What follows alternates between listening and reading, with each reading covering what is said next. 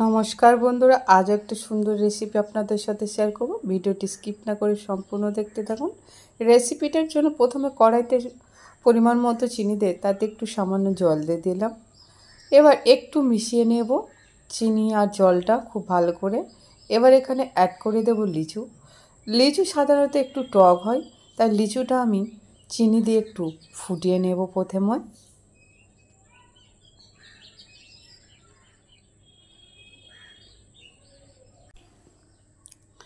লিচুটা চিনি দিয়ে ফুটিয়ে নিলে এটা টক ভাবটা থাকবে না, খেতেও ভীষণ সুন্দর লাগবে, একদম জেলির মতো।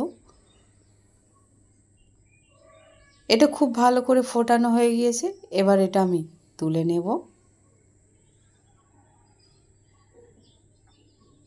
এবার এই কড়াইতে দিয়ে দেব 250 গ্রাম দুধ। আপনারা চাইলে দুধটা কম বেশি করে নিতে পারেন।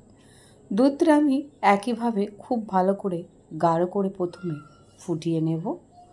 আর এখানে দিয়ে দেব আমি কাস্টার্ড পাউডার। কাস্টার্ড পাউডারটা আমি দুধে গুলে দিয়েছি আর 2 চামচ দিয়েছি পাউডারটা। আর এটা ভ্যানিলা ফ্লেভারের, ভীষণ সুন্দর টেস্ট। এটা খুব ভালো করে দুধের সঙ্গে আমি মিশিয়ে নেব।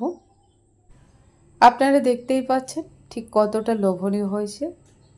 আর এবার এখানে আমি অ্যাড করে দেব চিনি। তবে এখানে যে যেমন মিষ্টি খেতে ভালোবাসে সেই অনুযায়ী দেবেন, তার থেকে বেশি দেবেন না।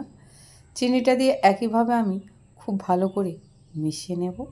এটা হয়ে গিয়েছে। এটা নামিয়ে আমি কিছুক্ষণ ঠান্ডা হতে দেব। এটাই আমি নামিয়ে নিয়েছিলাম আর ঠান্ডা করে নিয়েছি। এবার যে লিচুটা আমি চিনির রস দিয়ে ফুটিয়ে নিয়েছিলাম সেটা অ্যাড করে দিলাম। দিয়ে দেব কুচিয়ে রাখা পেঁপে। আর এখানে আমি দিয়ে দেব কলা।